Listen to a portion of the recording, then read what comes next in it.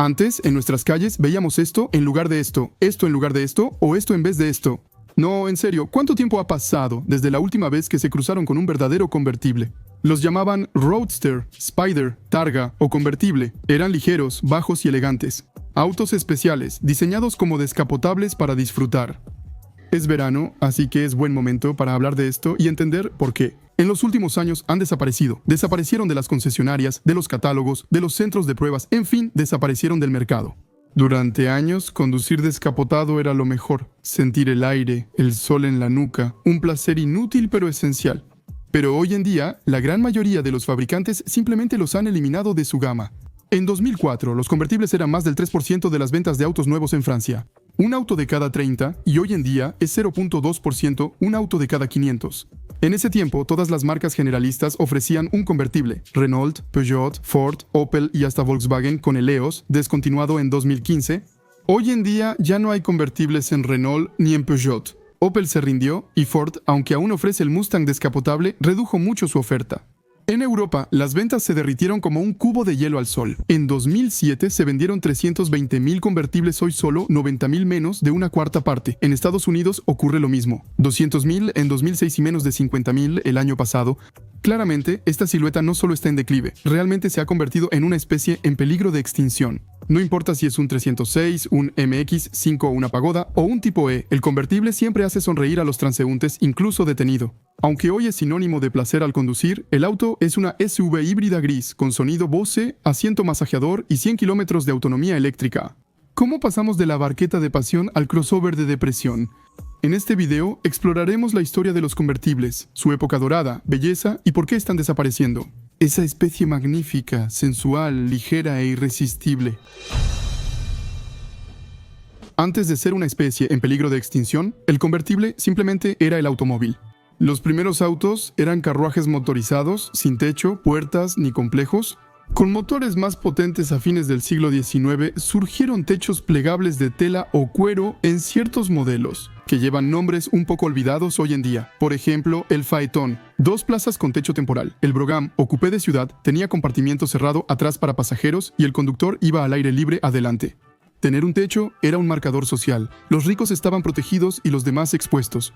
En el Bugatti Royale de 1927, el conductor está completamente afuera, mientras que los pasajeros están en la parte trasera, en un salón muy cómodo, para quienes preferían conducir con el viento en el cabello. También existía el landolet, donde el chofer tenía techo fijo y los pasajeros una capota plegable. Palabra que veremos después en una versión delirante del Mercedes Clash G, creada para transportar a los poderosos al aire libre. A principios de siglo, los autos más accesibles, como los Runabout, los Roadsters deportivos o los Touring Cars, generalmente permanecían completamente descubiertos o recibían un techo blando y rudimentario. En los años 1920, con el auge de las carrocerías de acero, los techos rígidos se volvieron más fáciles y baratos de producir, haciéndose accesibles. Los autos cerrados se popularizaron. Los modelos descapotables, con su silueta estilizada, se volvieron símbolos de prestigio. En 1928, Duesenberg presentó su cabriolet modelo J, símbolo de la época, usado por aristócratas, ricos y celebridades. Al Capone, Greta Garbo, Howard Hughes y Clark Gable. Un año después, ocurre el crack bursátil de 1929 y empieza la Gran Depresión. En Estados Unidos, esto frenará a muchos fabricantes de autos, especialmente los de prestigio.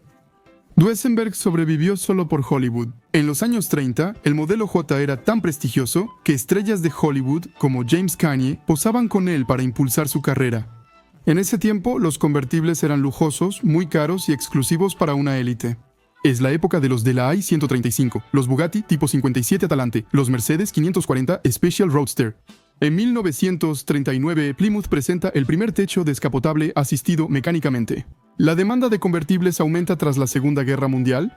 Soldados estadounidenses en Francia y Reino Unido descubren roadsters europeos como Morris Garage's Triumph u Sostinelle, dejándoles una impresión duradera. Autos pequeños, ligeros, poco cómodos, pero directos, conectados e inolvidables. Es la época en que Italia demuestra su esencia con modelos como el Alfa Romeo Giulietta Spider, Fiat 1200 Cabriolet y Lancia Aurelia B24.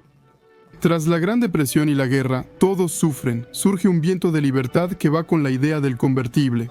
En los años 50 y 60, los fabricantes estadounidenses los integran en toda su gama. Desde autos compactos y económicos como la Rambler americana o la Studebaker Lark, hasta modelos prestigiosos como la Packard Caribbean, Oldsmobile 98 o la Imperial de Chrysler. Y el mejor ejemplo de este entusiasmo es el Ford Fairlane 500 Skyliner, un ovni sobre ruedas producido entre 1957 y 1959. Es el primer auto de serie en el mundo con techo rígido retráctil eléctrico, algo que en esa época parecía casi mágico. Techo de metal plegable automático que se guarda en la cajuela mediante motores, relevadores, cables, cilindros y una computadora electromecánica. El conjunto pesaba casi 600 kilos, pero resultó en un auto espectacular que cumplía los requisitos de la era espacial estadounidense. Aletas traseras prominentes, un montón de cromo y una línea de cintura que parece salida directamente de un prototipo de cohete. Bueno, en realidad los más nacionalistas nos dirán que los estadounidenses no inventaron nada. Francia intentó un convertible con techo rígido retráctil en 1934 con el Peugeot 400 casi 25 años antes del Skyliner. Un Eclipse, creado por Jorge Paulin, dentista convertido en diseñador, fue el primer coupé convertible con techo rígido plegable. A diferencia del Ford, aquí todo era manual, sin motor ni pistón. Fue una idea brillante, pero adelantada a su tiempo. En fin, en los años 60, las versiones descapotables a menudo se ofrecían como una variante completa dentro de la gama de carrocerías de un modelo. Si querías ser cool, comprabas un convertible como Corvette, Alfa Spider, MGB o Triumph TR4. Hasta podías ligar con un Renault Caravelle porque el convertible simbolizaba despreocupación. El auto de la Dolce Vita, de las carreteras de la Costa Azul, el de Steve McQueen, Brigitte Bardot y James Dean. Era también un manifiesto estético, pues sin techo el diseño se revela. Donde un sedán puede engañar con una línea de techo descendente o una cajuela cortada de golpe, el convertible impone una pureza en las proporciones. Cofre largo, parte trasera corta y parabrisas inclinado, una escultura rodante. Muchas veces, el convertible es la versión más estética de un modelo. Los años 60, 70 y 80 fueron la edad de oro. Todos quieren su descapotable, Porsche 911, Targa Mercedes Sport, Lake Pagoda o Jaguar tipo Roadster. Autos que envejecieron bien y ahora son íconos por lo que representan actualmente. Un equilibrio perdido entre el estilo, el rendimiento y un toque de inutilidad y desenfado que hace que todo esto sea deseable. Y no era algo reservado solo para las élites, ya que incluso las marcas populares se subieron a la ola. Peugeot 304, Méhari, Renault 5, Belle-Île, Cuccinell Cabriolet y más tarde la 205, CTI La Golf, un Fiat Punto Cabrio, Opel Astra, Twin Top, Renault Megane Coupé Cabriolet. Hasta los fabricantes más aburridos como Skoda se atrevieron. Con su Felicia Cabriolet, el convertible aparece durante años en anuncios, videos musicales y series de televisión. Es el símbolo del auto para disfrutar, incluso opuesto a una SUV. No sirve para nada, no transporta nada, no es seguro, no es práctico y eso, lamentablemente, en un mundo que está cambiando, empieza a ser demasiado.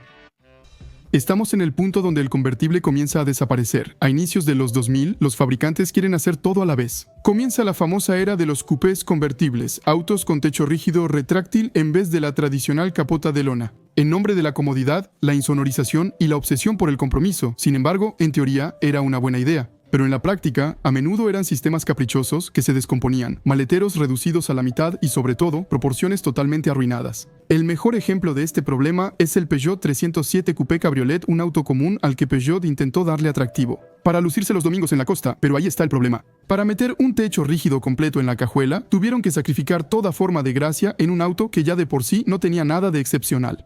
El techo está roto, la parte trasera es obesa y los voladizos descontrolados. De lado, parece que el auto lleva una mochila muy pesada.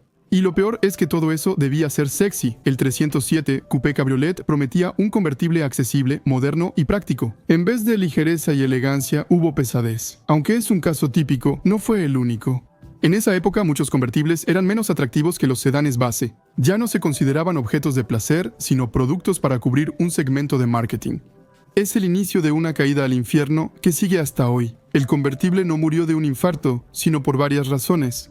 Y la primera es la seguridad.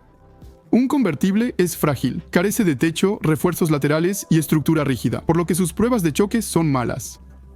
Mientras que la seguridad se ha vuelto cada vez más importante, se integraron refuerzos metálicos y arcos retráctiles para aprobar la prueba de Euro, Programa Europeo de Evaluación de Automóviles Nuevos. Además, se afecta el peso, el precio y el diseño, pues un convertible bien calificado suele ser demasiado pesado para ser divertido. El segundo golpe es la aerodinámica. En un mundo enfocado en dióxido de carbono, consumo y autonomía, procedimiento mundial armonizado de ensayo de vehículos ligeros, el convertible es una pesadilla.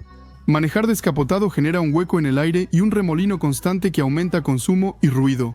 Incluso cerrado, un convertible es más pesado, menos rígido y menos aerodinámico. Y cuando has pasado 5 años optimizando la parte inferior para ahorrar 0.1 litro cada 100, no vas a arruinarlo todo con un agujero en el techo. El tercer ataque es la modularidad de las plataformas. Hoy en día, hacemos 10 modelos con la misma base técnica y cada variante debe ser rentable desde el diseño. Un convertible es un problema para eso, hay que rehacer gran parte de la carrocería. Nuevas pruebas y cálculos para poco volumen y márgenes dudosos. No, gracias. Solo lancen la versión SUV Coupé Gran Turismo, línea híbrida, más exclusiva y segura, que deja más margen. Cuarto problema, el mercado chino representa casi el 30% del mundial, pero ahí no se venden convertibles. El sol está mal visto, la contaminación por todas partes impide abrir las ventanas, y culturalmente, conducir con el cabello al viento se considera una falta de dignidad. Entonces, ¿por qué desarrollar una versión convertible si tu mercado más grande nunca la va a querer? Sería como producir chamarras acolchadas y esperar venderlas en Qatar. Hoy, el convertible es un rompecabezas técnico, suicidio comercial y anacronismo tecnológico. En un mundo que prefiere techos panorámicos y autos silenciosos convencionales, lo irónico es que el convertible, antes la forma más simple del auto, hoy es el más difícil de justificar. Esa silueta, antes universal, se hizo elitista, de sueño accesible a lujo exclusivo. Para tener un convertible nuevo en 2025 necesitas más de 50.000 euros. Entonces, aunque estemos de acuerdo en decir que el mercado en este momento es un gran estacionamiento de SUV grises, el convertible no está del todo muerto y todavía hay algunos irreductibles que resisten. Ya no está en el centro del pueblo, sino atrincherado en la fortaleza de la élite. Bentley Continental GTC Rolls-Royce Sedan, Ferrari Roma Spider, Porsche 900, Once Cabrio Mercedes Sportleicht BMW Serie 8 Cabriolet. Esos modelos siguen existiendo porque no buscan ser razonables ni agradar a todos, solo ser perfectos para quienes pueden comprarlos. Y qué bueno, aquí el placer no necesita justificación. No hablamos de practicidad ni de la relación entre habitabilidad y costo, hablamos de las cosas realmente importantes como el estilo, la presencia y la belleza. Algunos modelos aún resisten, especialmente entre fabricantes alemanes, como si no supieran que todo terminó. Incluso hay una nueva forma de hacer SUV convertibles. Pero eso, por respeto a ustedes, ni siquiera quiero mencionarlo. En cambio, quiero hablar de la sobreviviente, la descapotable, que para mí es una de las más icónicas del mercado en este momento. Me refiero al Mazda MX-5. Mazda ha mantenido el MX-5, un roadster puro, ligero y de diseño sencillo, por más de 30 años y 4 generaciones. Como vender una navaja de bolsillo solo para conocedores. La marca presentó un concepto increíble, del que ya les hablé antes, y que sería el sucesor de la versión actual. Lo que más me gustó de la presentación, además del diseño del auto, fueron las palabras de Masahiro Moro, director general de Mazda. También tenemos muchas SUV fantásticas, pero en este momento de transición hacia una industria de la movilidad más diversa, me gustaría enfocarme decididamente en lo que representa Mazda, es decir, el placer de conducir. La MX-5 ejemplifica esto, autos creados para enriquecer nuestras vidas. Hoy, marcas como Alfa Romeo, Lotus y Alpine ya no se atreven, así que este tipo de discurso es raro y agradable de oír. La duda es si alguna vez una generación redescubrirá el placer de conducir bajo un cielo estrellado o si eso ya se perdió. La historia del automóvil también es la de los muertos que olvidamos rápido. Antes, el coche retro se consideraba anticuado. Después, el Fiat 500 volvió y se vendió rápidamente. No porque fuera racional, sino porque contaba una historia. Durante años, los muscle cars de Estados Unidos eran como dinosaurios. Después, Dodge Challenger, Mustang y Camaro volvieron con fuerza, como si el V8 fuera la solución lógica. Entonces, en cuanto a los convertibles, es cierto que podríamos ser pesimistas. El mercado ya no los quiere, los ingenieros ya no los quieren, los inversionistas ya no los quieren. Las tendencias van y vienen y a veces lo que creíamos pasado de moda regresa con más fuerza.